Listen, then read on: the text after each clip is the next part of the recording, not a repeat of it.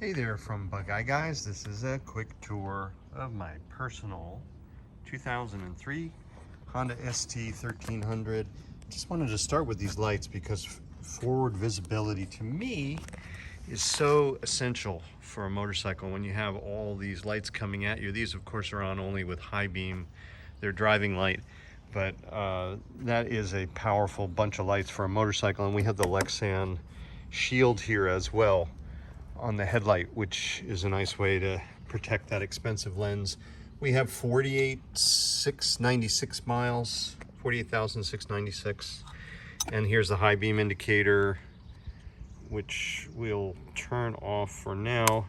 There's also a separate switch here so you can turn on or turn off the driving lights. So high beams will automatically come on when it's set that way, or these extra can lights will not come on when set that way. Then you have this movable windscreen. You may not have known this was a feature. If you're familiar with ST1300s, you know all this stuff, but if you're new, it's such a cool bike, and these are some of the features. Now this is a larger screen that I installed, and it's quieter, and it also shields me. I actually like to look through this on the highway. So I will ride with this completely shielding me, which I just think is super cool to be quiet. But if you want to ride in a more sport mode, you just lower this until it just comes down and gets to be about this angle, and you have a much more aggressive style, and I'm looking over it in that way, and that's more for sort of zooming through the turns, and you can infinitely adjust it. So that's that control. The blinkers are here, and they're of course both working. And the cancel is there, the horn is there, that's this side. And then over here is the start button, the kill switch. There's a throttle lock here. These are actually pretty nice foamy grips. And this throttle lock, while very crude, it does work. So that is just a mechanical assist. So on a long trip, you can lock that. And then over here, we have one more switch for the heated grips, low and high. That's a nice feature as well. So we'll turn off the battery for now. We also just put in new clutch fluid and a new slave cylinder. We have over here one locking locker, which is nice, this little locking compartment. I just have some glass cleaner in there. We also have the riser block here to make a little bit more comfortable riding position. On this side, you'll see, well, there's these two great saddlebags. They're quite cavernous. I take them with me when I go to the supermarket. I've actually been riding only with these bags on here, but I mean, I use this for the supermarket. These I just put in here for now, but they're the soft luggage for a trip.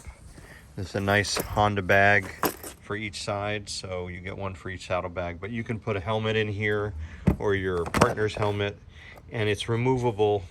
It's locking and removable here, so you put the key in, you flip this up, and there's a trigger here, and the entire, it's a little hard with one hand because I'm holding the camera, but the entire box lifts off, and you can ride that way if that is your, suits your fancy. So this goes down and locks like that, and that's there. This is the Pan America box, Pan-European, sorry for all your European viewers. This is a really nice piece. A lot of them have the Bivy boxes or these other off-brand boxes, and this one looks super nice on the bike. It fits everything else. And the cool thing about this box is it also will hold a helmet, so you can put a lot of stuff in here. Here's my clear shield and wallet, and the owner's manual that came with the bike, and my GoPro, which we'll put to work later.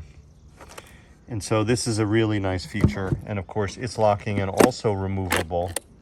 So we have that. Down here, I don't think there's anything too unique about this. It's pretty stock in the back. But we do have these nice air deflectors on here. The guy that built this bike or accessorized it initially was like the founder of the ST owners group. So he was pretty aggressive with putting all the cool stuff on here. And so he put these things on, which is nice. It's a nice feature. Tiny little mark there that I hadn't noticed, but overall this bike is super clean. I don't really see much that needs to be called out. You know, the fairing's in beautiful shape. I've been super meticulous with the tank, so you don't have scratches on the tank anywhere, none that I can see. I think these were extra too, these knee kind of pads. There's a power port here that may have been stock.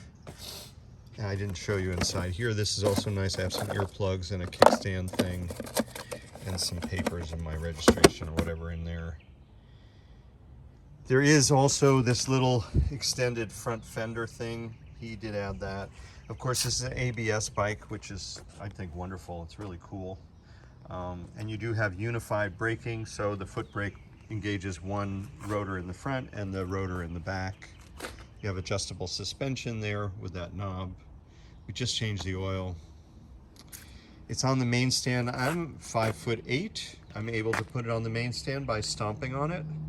It's actually a heavy bike and a very stable bike, and still though, for me at 5'8", I can ride this thing just fine. In fact, my wife and I did the Motorcycle Safety Foundation course 2 up through all the exercises with this big bike, and so even with my wife on the back, I was able to do all the maneuvers and not have any issues. It's just such a well-balanced bike. If you're new to these things and you're not familiar, if you're not an ST person, I can't say enough about this bike. I rode all the BMWs when I bought this in about 2007. I really was thinking I'd get a BMW, but I found this to be just a much more intuitive, easy to ride machine. It's a little different cosmetic and aesthetic style, but it's certainly I found it to be much easier to get on and ride well.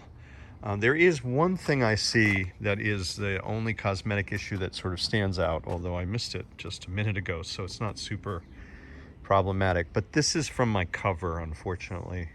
It's from covering it and the nylon in the cover chafing. It has sort of abraded this a little bit right on the edge. Unfortunately, I don't know if that will come out.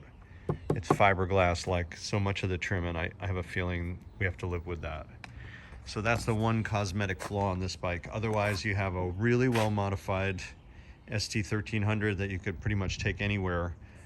We've went on some really nice trips to Vermont on this bike. It's a fantastic sport bike that also will carry groceries and a passenger, and ABS brakes and lots of lighting makes it a really great competitive machine for the modern highway, where you need to be visible, and I found this to be the bike to do that. Thank you for watching here from Bug Eye Guys.